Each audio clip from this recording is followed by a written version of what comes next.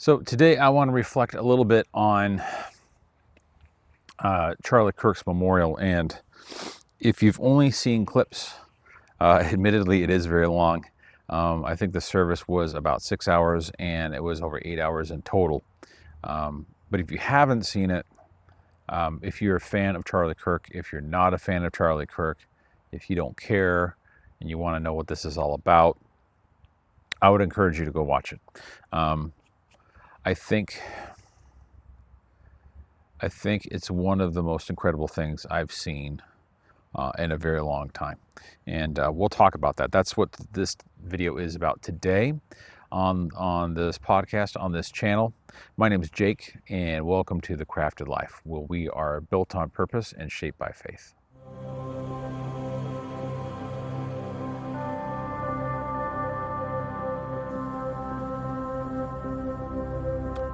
So my wife and I had every intention of watching the Charle Kirk Memorial online, and we even decided to turn it on early as we were coming home from church. We had to go to Costco, get some gas, and my wife says, "It's already on." And I'm like, "What are you talking about?" And if you've seen any of it, they actually had worship music playing for almost 2 hours before the actual service began.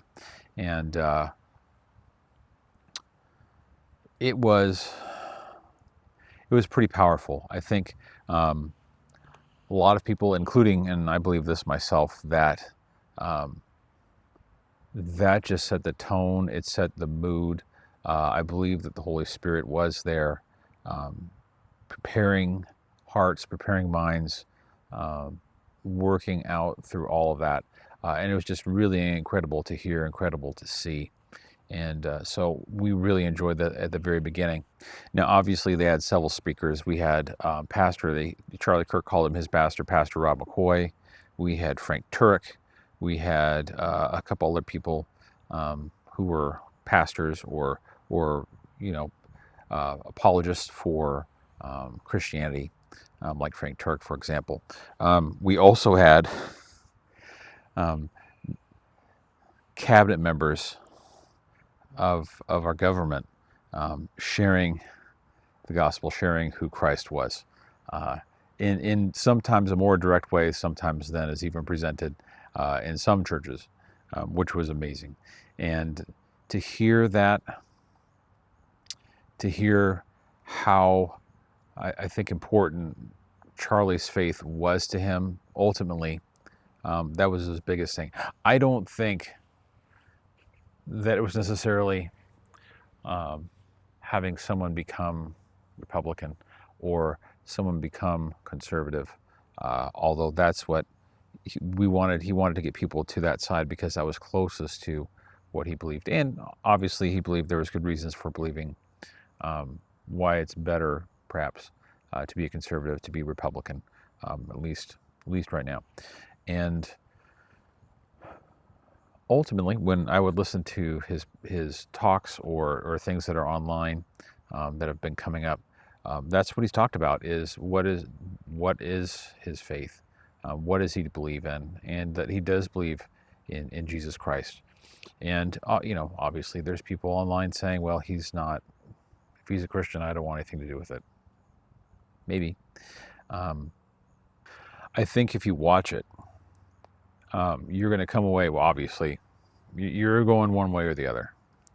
You're going to say, this is probably one of the most incredible things I've seen, even if you didn't watch it kind of live as it happened. Or, like some people, you're going to say, this was terrible, this was hate-filled, this was disingenuous, and all the negative things. There's not a lot of room in the middle. And I think that's really telling. Now, obviously, you had people talking from Trump's cabinet, different people from his cabinet. It seemed like all of his cabinet was there.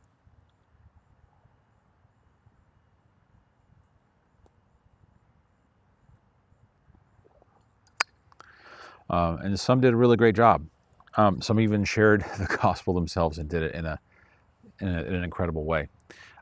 Some people just sucked the life out of the room, and you could tell. and I've heard this from a couple people that I've listened to, where it just kind of fell flat. It didn't hit like I think maybe they thought it would, and it just didn't land. But you did have people, when they shared about what we need to do as a country, what we need to do as people, in our individual lives, how would we honor Charlie Kirk, for example, how that had a really big impact. And obviously, if you haven't seen his wife,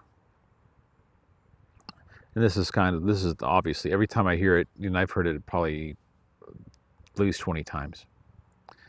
She said something to the effect of, Charlie was trying to reach young men like the person who shot him.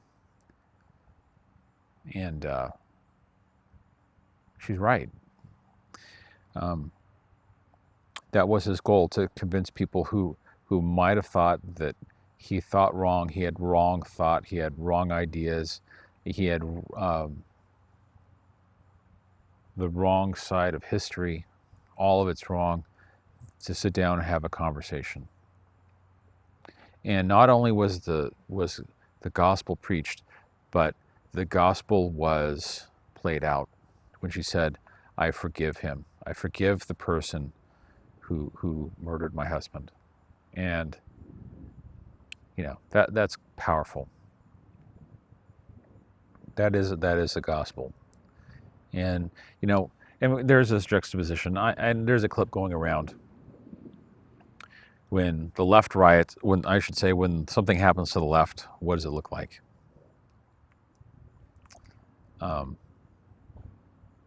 Tearing down, destroying, burning.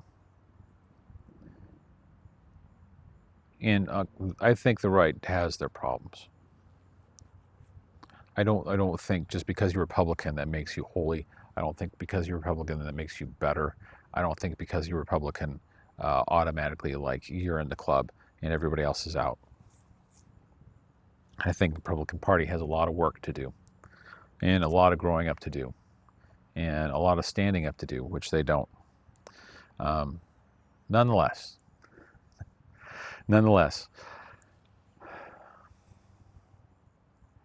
when his wife gets up and says, I forgive the person who murdered my husband, it's like, it was weird in a way, because it's almost like you saw it coming. You almost saw that she was going to say that, and I'm thinking to myself, is she really going to go there?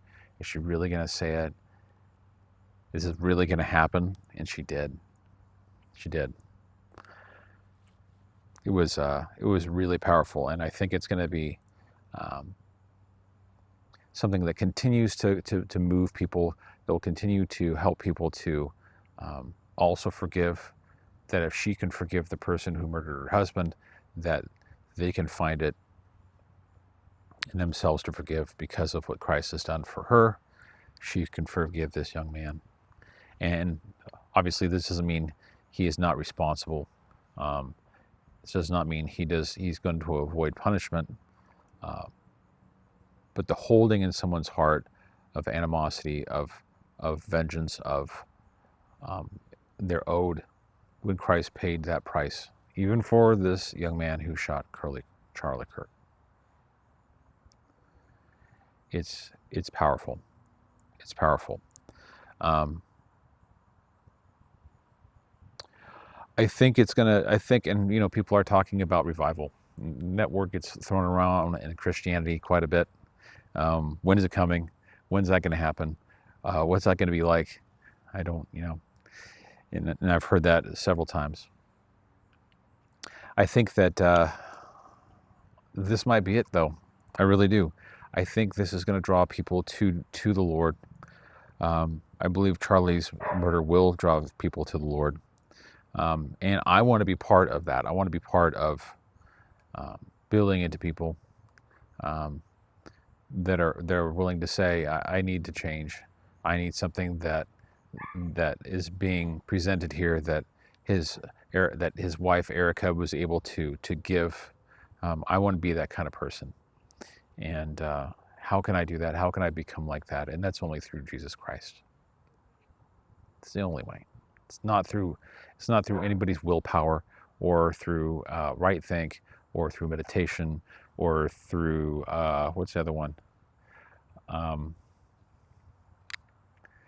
Visualization, or whatever. It doesn't come that way. It can't, because there's nothing deep enough or strong enough to bring that about. It's only through Christ, and because of the forgiveness He has given us, that we can forgive others. And man, I'm still excited. This is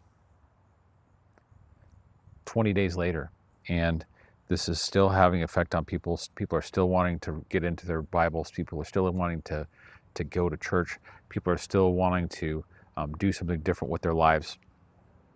And man, I want to be part of that. And obviously this channel is about helping men to grow, helping young men to grow, helping older men to help those younger men to grow, and coming alongside of them. And Charlie was doing that with politics and going to the university. Hopefully I can do this through this channel and maybe some other ways. I've been talking to my wife about this, and maybe I'll share some of that later.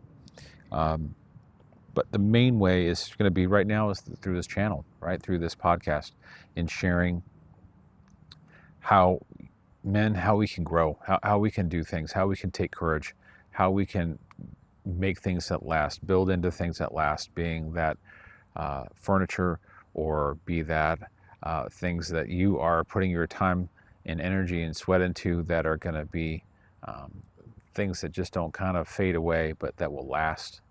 And that includes physical things too, but ultimately that includes people. I want that kind of legacy, right? So I think, especially in the next video, we're going to be talking more about our 4 things. Again, those 4 things are reality, durability, community, and legacy. And we're going to focus on community in the next one. And how do I want, kind of what I'm thinking, especially when it comes to young men. Man, I feel like I'm getting more and more and more focused, that things are becoming clearer and clearer, where my goal, man, is just to invest in young guys, teenagers, young guys who are thinking about getting married, young guys who are married and just have their family. And it's tough out there.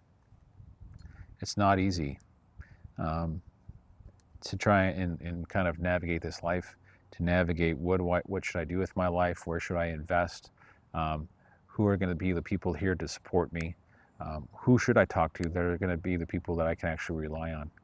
And hopefully I can be part of that, and hopefully this community that hopefully we're creating, we can be a part of that, where we are investing in one another, building each other up, building one another up, encouraging each other, calling each other to be greater, and to do that in Christ, not just in ourselves, not in our own power. We try and do this in our own power, on our own initiative, in our own ways.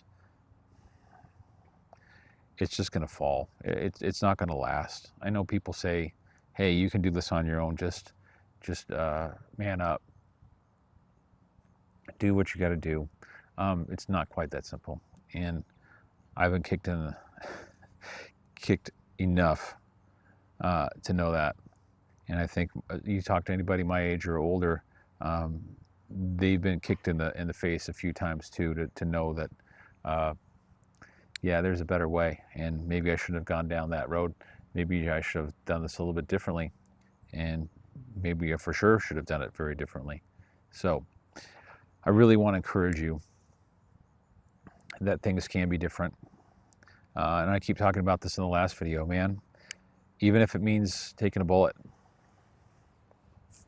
for doing the right thing, for talking about what's right, for doing what you believe, for standing up for what's right. Ultimately, that's what it's about. It's not about just living a comfortable life, having a nice house, having a decent car, all of it, man. It's so empty. But yeah, we chase after it. We do. we're just being honest. So let's do that. Let's go after true life. Let's go after encouraging one another. Let's go after building each other up. And again, I'd love to have your comments below on how you're thinking of doing that. Maybe some ways that you were inspired, things that you saw maybe when you were watching the memorial service that really hit you, because it had a big impact on me, and it's not something I'm going to forget for a very long time. So put those down below. Let me know what you think. This is Jake, and we'll see you in the next one.